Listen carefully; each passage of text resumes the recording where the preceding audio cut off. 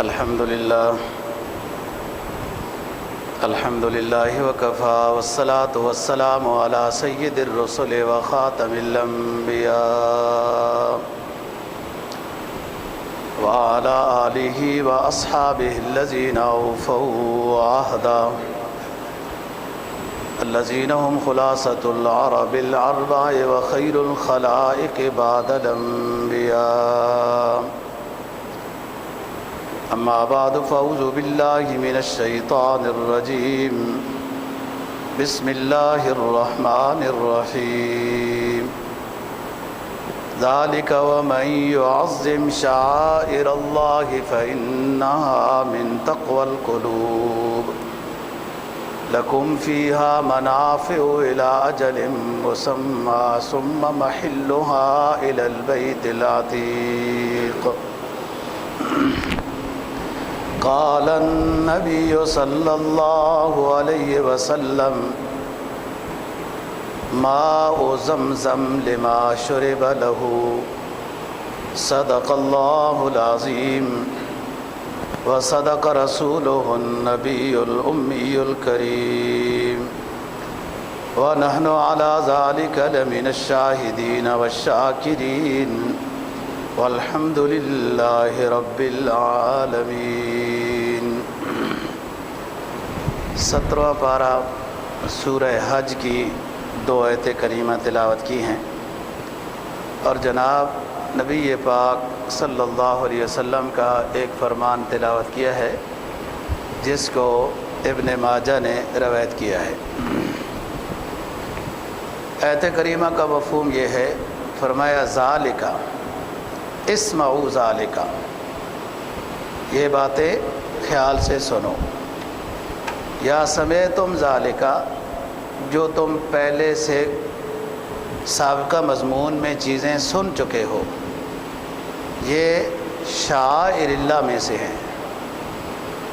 وَمَن يُعَظِّمْ شَعَائِرَ اللَّهِ فَإِنَّهَا مِن تَقْوَى الْقُلُوبِ. اور جو شخص شعائر اللہ، ہر وہ ایسی چیز جس سے اللہ سمجھ میں آتا ہے وہ شعائر اللہ میں داخل ہے. من يعظم شعائر اللہ، جو شخص شعائر اللہ کی تعظیم کرتا ہے، فإنها من تقوى القلوب، یہ اس کا دل تقوی والا ہے، یہ اچھا بندہ ہے، تبھی ان چیزوں کا احترام کر رہا ہے جو اللہ کی طرف منسوب کی گئی ہیں. لکم فیہا منافع الی اجل مسمی، جو اللہ کے راستے میں حج میں جانور ذبح کیے جا رہے ہیں، ایک وقت تک تم ان سے فائدہ اٹھا رہے تھے، اب جب اللہ کے نام پر منسوب ہو گئے تو ثم محلھا الی البیت العتیق، بس اب ان کو لے جاؤ بیت اللہ شریف کی طرف، اور جب آپ حج سے فارغ ہو، کنکریاں مارنے سے فارغ ہو تو ان کو ذبح کرو. نبی پاک صلی اللہ علیہ وسلم کا فرمان آب زمزم سے متعلق ہے. فرمایا یہ جو آب زمزم ہے، اس میں اللہ نے یہ صلاحیت اور خوبی رکھی ہے لما شرب لہ، جو شخص جس نیت سے پیے گا اسی لحاظ سے اس کو فائدہ ہوگا، روحانی لحاظ سے، جسمانی لحاظ سے، بیماری کے لحاظ سے، جس لحاظ سے. یہ اللہ کی طرف سے ایک عطا کردہ جنتی نہر ہے آب زمزم. زمزمہ یزمزم، چونکہ جب وہ کنٹرول نہیں ہو رہا تھا امی ہاجرہ رضی اللہ عنہ علیہ السلام سے، تو انہوں نے یہ لفظ استعمال کیا تھا زمزم، رک جاؤ. وہ جا رہا تھا، وہ بنیریاں بنا رہی تھیں کہ رک جائے پانی، تو وہی اس کا نام پھر زمزم والا پانی پڑ گیا ہے. اللہ کی طرف سے خصوصی انعام ہے، دیکھو کتنا استعمال ہو رہا ہے اور کس طرح ہے، اور صحت کے لحاظ سے بھی بہت مفید ہے. آج دنیا کی لیبارٹریاں یہ تحقیق پیش کرتی ہیں، ان میں تمام وٹامن آب زمزم میں موجود ہیں، فلاں کے لیے مفید ہے، فلاں. ہم ان لیبارٹریوں کے اس رپورٹ کے محتاج ہی نہیں ہیں۔ شروع اسلام سے اللہ رسول نے جب بتا دیا ہے کہ اس میں شفا ہے تو بس شفا ہے۔ تو بات کر رہا ہوں ذالک ومن یعظم شعائر اللہ فإنها من تقوی القلوب۔ شعائر اللہ اسلام کی وہ چیزیں مراد لی جاتی ہیں جن سے اسلام کا تشخص واضح ہو، جن میں بیت اللہ شریف بھی ہے، آب زمزم بھی ہے، حجر اسود رکن یمانی بھی ہے، مقام ابراہیم بھی ہے، طواف بھی ہے، صفا مروہ ان الصفا والمروہ من شعائر اللہ، عرفات مزدلفہ کنکریاں مارنا، قربانی کرنا، یہ سب شعائر اللہ میں سے ہے۔ قربانی بھی شعائر اللہ میں سے ہے، مساجد شعائر اللہ میں سے ہیں، اس میں اسلام کا تشخص ہے۔ کسی اور فرقے کا خواہ وہ آسمانی ہو بھلے وہ منسوخ ہو گیا ہو، تب بھی ان کی پہچان مساجد نہیں ہے۔ یہی وجہ ہے جب قادیانیوں کو کافر قرار دیا گیا تھا تو اس میں کئی باتیں لکھی گئی تھیں، اس میں ایک یہ بات بھی تھی کہ وہ اپنی عبادت گاہوں کو مساجد نہیں کہہ سکتے، اذان نہیں دے سکتے وغیرہ۔ تو مساجد شعائر اللہ میں سے، بعض رات نے مخصوص مینار اور گنبد کو بھی شعائر اللہ میں سے لکھا ہے۔ تو یہ حج، سورہ حج میں حج کے احکام، قربانی کے احکام بیان ہو رہے ہیں۔ تو ذالک فرمایا کہ آپ لوگوں نے یہ چیزیں سن لی ہیں جو ہم نے بیان کی ہیں، یہ شعائر اللہ میں سے ہے، ان کا احترام کرو۔ جو شخص بھی اس چیز کا احترام کرتا ہے جو منسوب الی اللہ ہے، منسوب الی شریعت ہے، تو اس کا احترام یہ پتہ بتا رہا ہے کہ ایمان والا ہے۔ ذالک من تقوی القلوب، قرآن کہتا ہے یہ اس کے دل کے تقوی کی بات ہے، تبھی تو یہ ان چیزوں کا احترام کر رہا ہے جو منسوب الی اللہ ہے۔ قرآن کا احترام، حدیث کا احترام، ان کے پڑھنے والوں کا احترام، ان درسگاہوں کا احترام۔ طلبہ کا تو اسلامی طلبہ کو اس حد تک سمجھایا جاتا ہے کہ جس لکڑی کی ٹپائی پر آپ نے کتاب اسلامی رکھ کے سبق پڑھا ہے اس ٹپائی کا بھی احترام ہے، اس سے اوپر، اس کے اوپر بھی نہ جاؤ وغیرہ۔ استاد کا احترام تو بہت اونچا ہے، دنیاوی استاد ہو، دینی استاد ہو، اس کا احترام شاعر اللہ میں سے ہے۔ فرمایا لکم فیہا منافع الی اجل مسمی، ان قربانیوں کا، ادھر بیٹھے آپ، ان قربانیوں کا جو جانور آج حج میں ذبح ہوں گے، ان کا ایک وقت تک جب یہ منسوب الی بیت اللہ نہیں تھی تو ان سے فائدہ اٹھا رہے تھے، کسی کو حل میں جوت رہے تھے، کسی پر سواری ہو رہی تھی، کسی کا دودھ استعمال کر رہے تھے، گوشت استعمال کر رہے تھے۔ وَلَكُمْ فِيهَا مَنَافِعُ إِلَىٰ أَجَلٍ مُّسَمًّى، ان حلال جانوروں کا ایک وقت تک جو منسوب الی بیت اللہ نہیں تھی تم ان سے فائدہ اٹھا رہے تھے، اس لیے ہم نے پیدا کیے ہیں۔ لیکن جب یہ منسوب الی اللہ ہو گئی کہ ہم نے ان کو عید الاضحیٰ کی قربانی پر ذبح کرنا ہے، یا حج سے فراغت کے بعد دم شکر ادا کرنا ہے، اور اس وقت اس قربانی، اس جانور کو ذبح کریں گے، جب یہ منسوب الی الاضحیہ یا منسوب الی الحج ہو گئی وہ قربانی، وہ جانور، تو اب اس کا احترام ضروری ہے۔ اس کا احترام کیا ہے؟ اس سے کام نہ لو۔ اس کا احترام کیا ہے کہ بہتر انداز میں اس کی خدمت کرو۔ حضرات صحابہ رضی اللہ عنہ فرماتے ہیں کہ ہم قربانی جو عید پر ہوتی ہے، بڑی عید پر، وہ پہلے سے خرید لیتے تھے اور اس کو اچھا چارہ، اچھی چیز کھلاتے تھے، ان کو موٹا تازہ فربا کرتے تھے۔ اب جب تک قربانی کے لیے جانور نہیں خریدا تھا تو وہ اس کا حکم اور تھا۔ جب آپ نے قربانی کا جانور خرید لیا تو پھر وہ اگر گائے ہے، وہ دودھ دے رہی ہے تو اس سے دودھ نہیں نکالنا، اس پر ٹھنڈا پانی مارنا ہے تاکہ دودھ اندر جم جائے۔ اور اگر پھر بھی کوئی ایسی صورت ہے کہ نسلوں کی بات ہے، گائے کا دودھ ہے ہی بہت زیادہ اور وہ ضائع ہونے کا خطرہ ہے، تو پھر نکال سکتے ہیں، اس کو پھر تولیں، وزن کریں، یا تو وہ فقراء میں صدقہ کریں یا خود استعمال کریں، تو اتنے پیسے جو ہے ادا کرنے ہیں۔ بے شک وہ آپ کا جانور ہے، قربانی کے لیے آپ نے خریدا ہے، اب اس سے استفادہ ذبح سے پہلے جائز نہیں ہے۔ ذبح کے بعد یہ جانور آپ کا ہے، قرآن بھی کہتا ہے، حدیث بھی کہتی ہے، کھاؤ، اوروں کو بھی کھلاؤ۔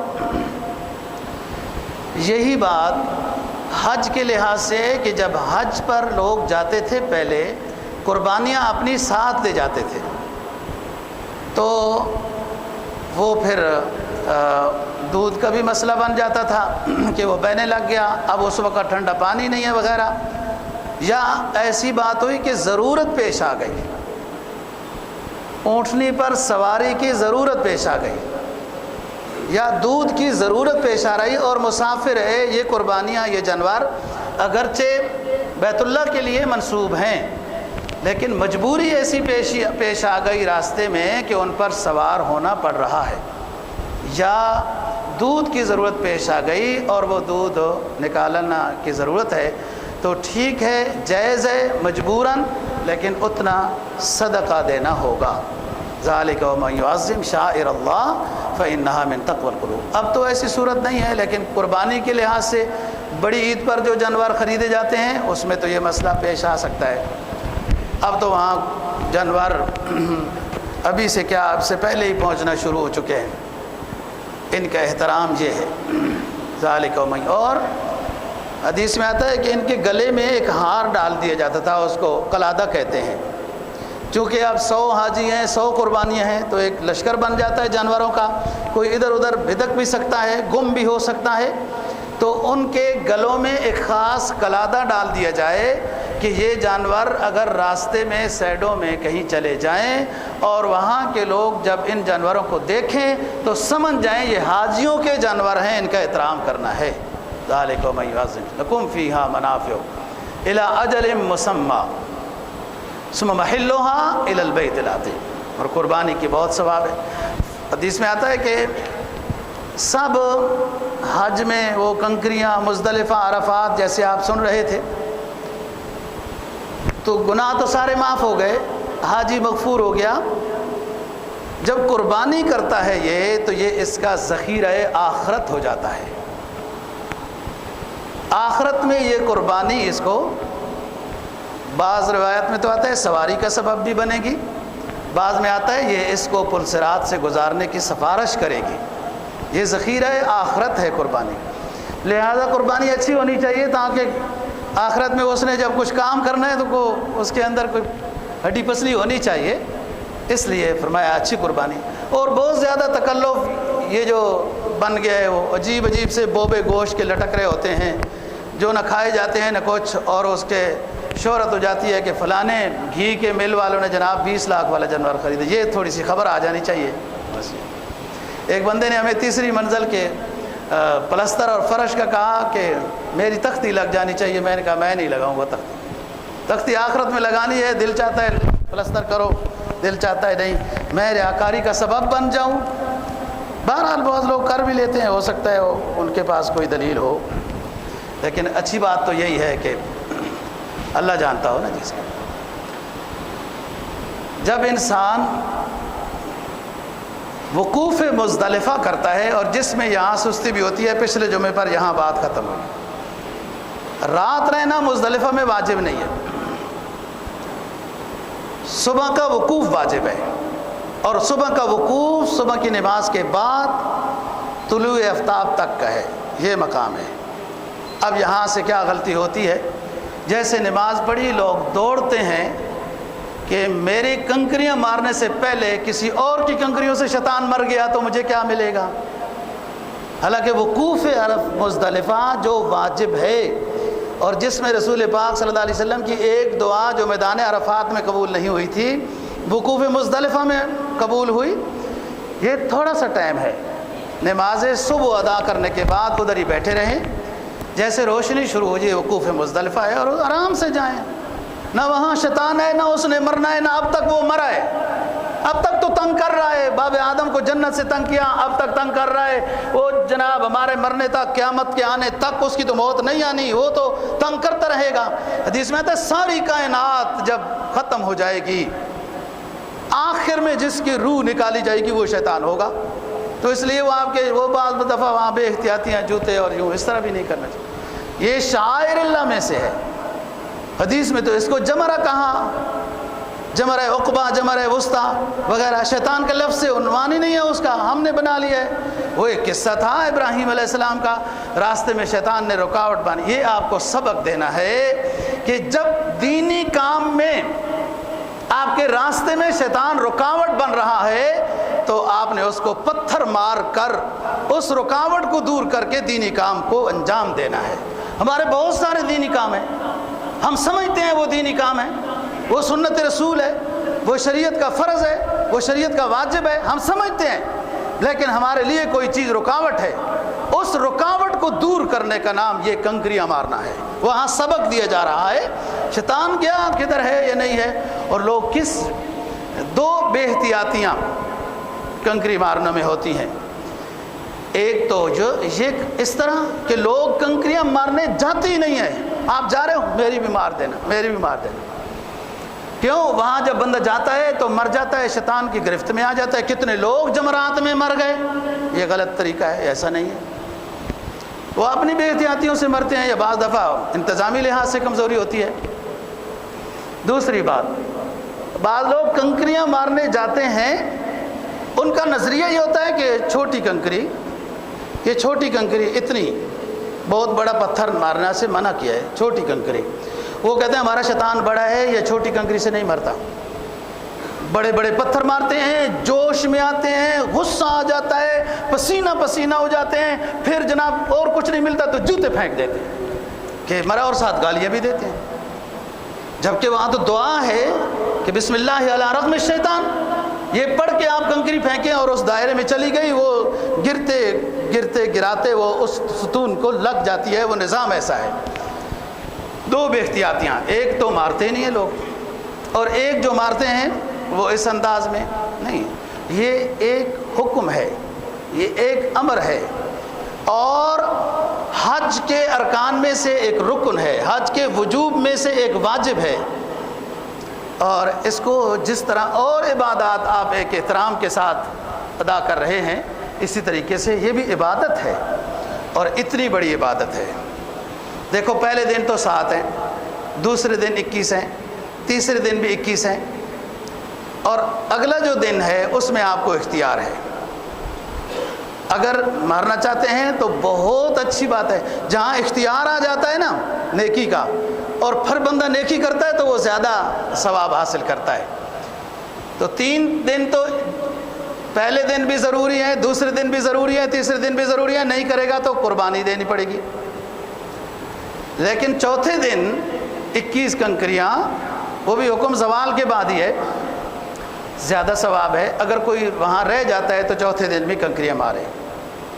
اچھا جی، اب پہلے دن، دوسرے دن، تیسرے دن ایک ایک کنکری کا جو انعام ہے وہ سننا ہے۔ فرمایا ہر کنکری کے بدلے میں ایک ایک وہ گناہ معاف ہوتا ہے جو نہ معاف ہو تو اس بندے کو ہلاک کر دے گا، جہنم میں پہنچا دے گا۔ محدثین لکھتے ہیں کہ گناہ کبیرہ، کنکری مارنے سے گناہ کبیرہ، ایک ایک گناہ کبیرہ معاف ہوتا ہے، تو اس کو حکم سمجھنا ہے، اور جیسے حکم ہے وہ تربیت میں ہم بتائیں گے کہ کنکریوں کے بعد کیسی دعا کرنی ہے وغیرہ، تو یہ بے احتیاطی نہ ہو۔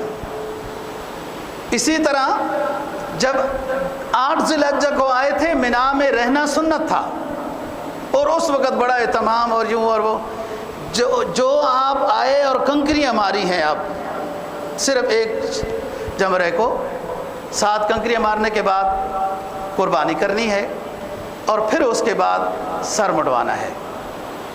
اب جو آنے والی رات ہے، اس کے بعد جو رات ہے، ان راتوں میں منا میں رہنا واجب ہے۔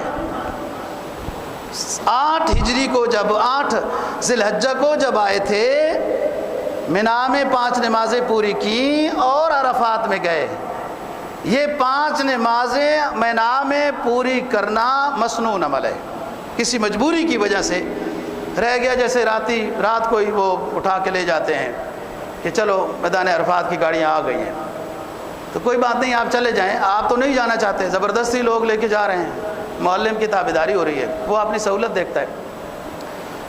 لیکن جب مزدلفہ سے آپ آئے اور ایک کو کنکریاں ماری ہیں اور پھر اس کے بعد قربانی کی ہے اور پھر حلق کرایا ہے، اب ریسٹ کریں، فوراً بھاگ کر جانا طواف زیارت کرنا کوئی ضروری نہیں ہے۔ 10، 11، 12 ذی الحجہ کے غروب آفتاب سے پہلے طواف زیارت ہے، اس میں راتیں بھی داخل ہیں۔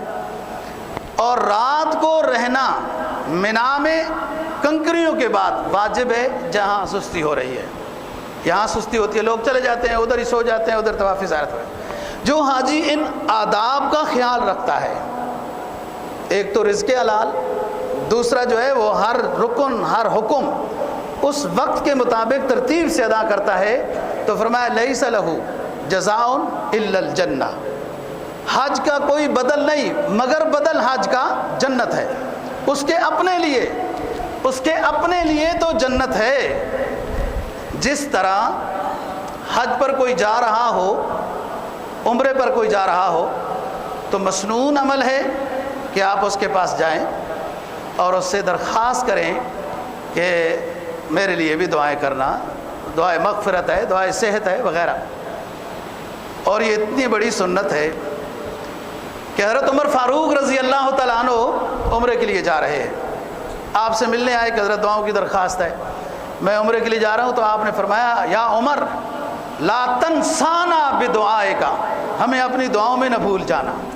یہ ہمیں سبق دیا جا رہا ہے کہ جو اس مقدس فریضے کے لیے جاتا ہے، جانے سے پہلے بھی دعاؤں کی درخواست کرنا مسنون ہے۔ اور عجیب بات ہے کہ جب بندہ وہاں جاتا ہے، طواف میں، مزدلفہ میں، جو عبادات میں رہتا ہے، ایک ایک ساتھی یاد آتا ہے، وہاں کام ہی اور کوئی نہیں ہوتا۔ جن کے اور کام ہوتے ہیں ان کا حافظہ کمزور ہو جاتا ہوگا، واللہ اعلم۔ جو اس کام کے لیے جاتا ہے حافظہ بڑا قوی ہو جاتا ہے، آب زمزم کی برکت، حرم کی بہاروں سے، اور وہاں تو بہاریں ہی بہاریں ہیں۔ حدیث میں آتا ہے کہ 120 رحمتیں ہر وقت بیت اللہ شریف، مسجد حرام پر اترتی رہتی ہیں۔ 60 رحمتوں کے مستحق طواف کرنے والے ہوتے ہیں، 40 رحمتیں ان پر برستی ہیں جو نماز میں، نفل میں، ذکر میں، تسبیحات میں، تلاوت میں ہوتے ہیں، 40۔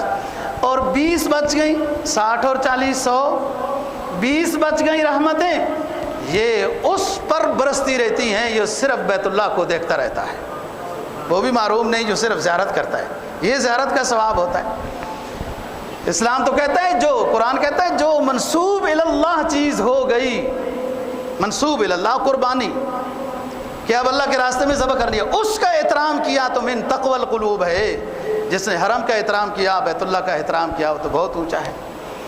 تو حاجی کی تو مغفرت ہو گئی ان شرائط کے مطابق۔ اور جو میں ایک دفعہ مینا میں ساتھیوں کو کہا کنکری مارنے میں سستی نہ کرنا، تو ایک ڈاکٹر صاحب مجھے کہنے لگے کہ جان بچانا فرض ہے، جان بچانا فرض ہے، کنکریاں مارنا واجب ہے۔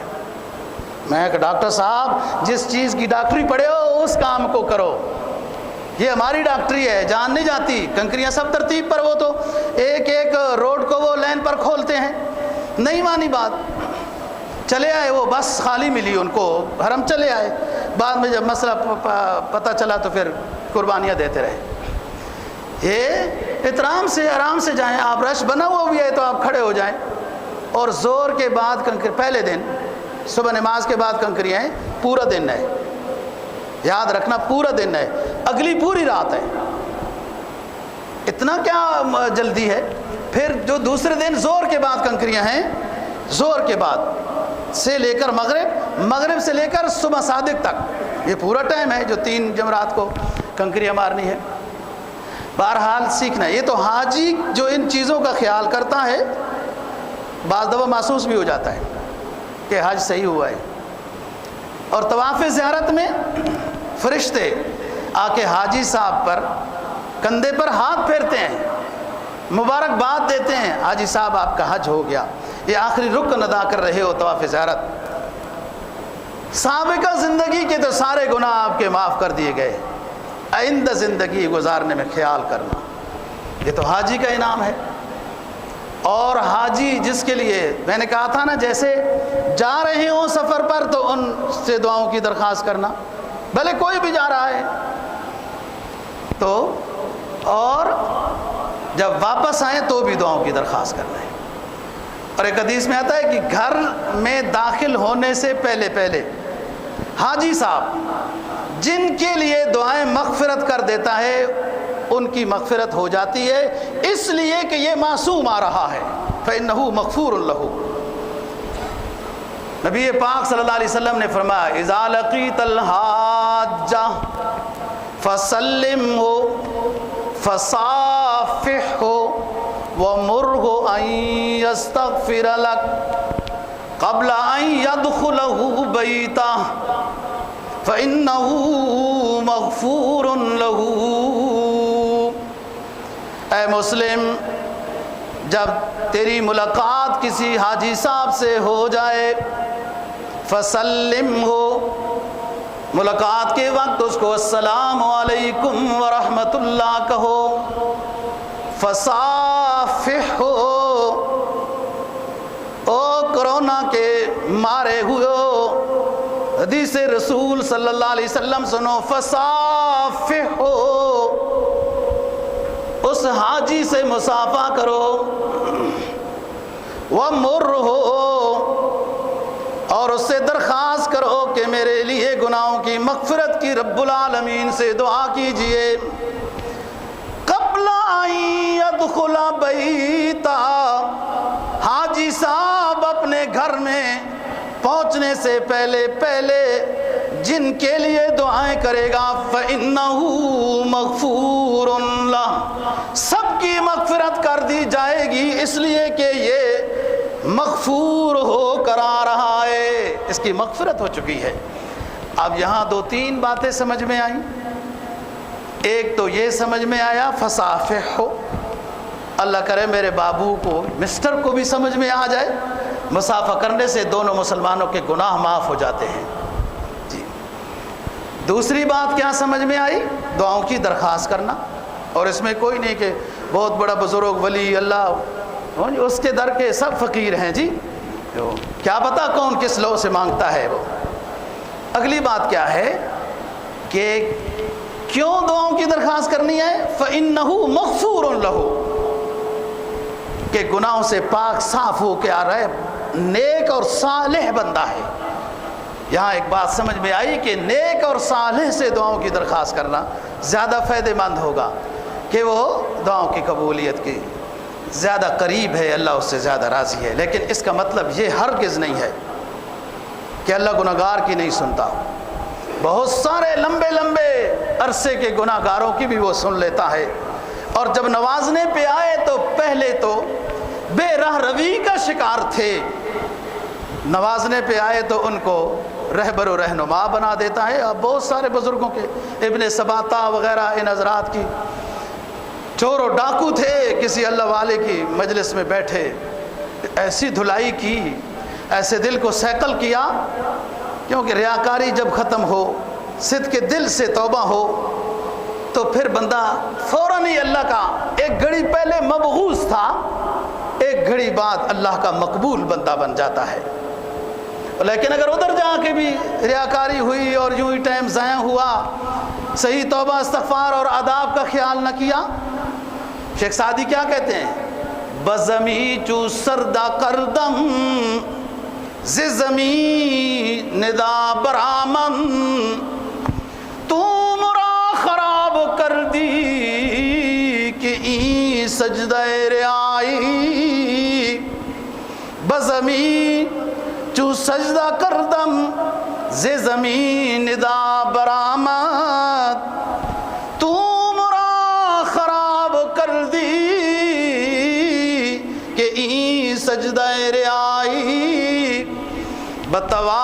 کعبہ رفتم بحرم رحم ندادن بیرون درچ کر دی کہ درون خانہ آئی۔ میں نے جب زمین پر سجدہ کرنا چاہا تو غیبی آواز آئی، زمین بولنے لگی او بندے مجھ پہ سجدہ نہ کر، تیرے سجدے ریاکاری سے بھرے ہوئے ہیں، مجھے تو کیوں خراب کرتا ہے؟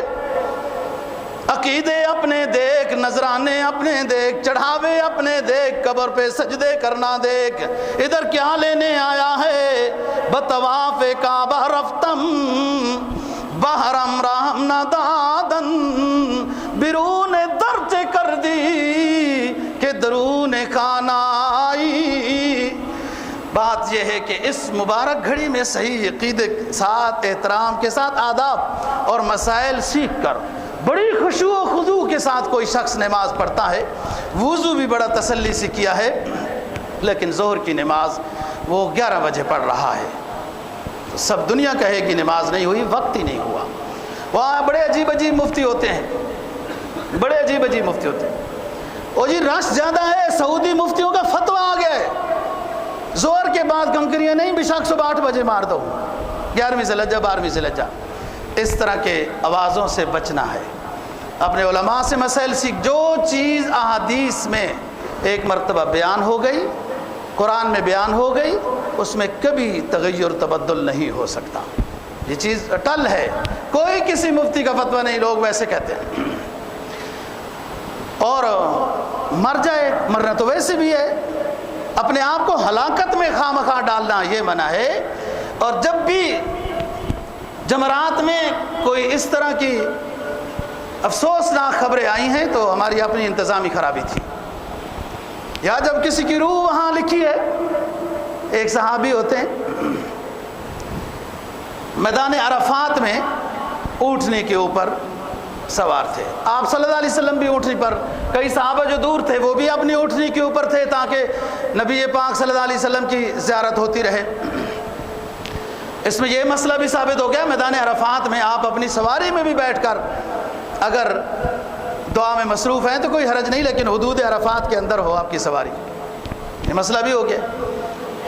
اب وہ سواری ان کی بکتی، وہ گر گئے اور ان کی گردن کی ہڈی ٹوٹ گئی اور شہید ہو گئے، اور پورے اس قافلے میں یہ ایک شہادت ہوئی ہے موت کی، واللہ عالم جو روایات سے، بخاری کی روایت سے جو ثبوت ہے۔ اور آپ صلی اللہ علیہ وسلم نے پھر فرمایا، جب آپ کو بتایا گیا کہ اس کو نہلا دو پانی کے ساتھ، صابن نہیں، انہی دونوں چادروں کے ساتھ کفن دو، خوشبو نہیں لگانا، اور دفن کر دو۔ فَإِنَّهُ يُبْعَثُ يَوْمَ الْقِيَامَةِ مُلَبِّيًا، یہ میدان حشر میں جب اٹھے گا، لبیک اللہم لبیک یہ ترانہ پڑھتا ہوا اٹھے گا۔ اور ایک حدیث میں آتا ہے نا، کما تعیشون تموتون وکما تموتون تحشرون وتبعثون الی یوم القیامہ، جس طرح تم زندگی گزارتے ہو، تمہارا اکثر ٹائم زندگی گزارنے کا کیسا ہے، اسی حالت میں موت آئے گی، اور جس حالت میں موت آئے گی اسی حالت میں میدان حشر میں اٹھائے جاؤ گے۔ تو یہ شخص قیامت تک، ایک حدیث میں جناب نبی پاک صلی اللہ علیہ وسلم کا فرمان ہے، من خرج حاجا فمات کتب له اجر الحج الى یوم القیامہ، ومن خرج معتمرا فمات کتب له اجر المعتمر الى یوم القیامہ، ومن خرج غازیا فمات کتب له اجر الغازی الى یوم القیامہ۔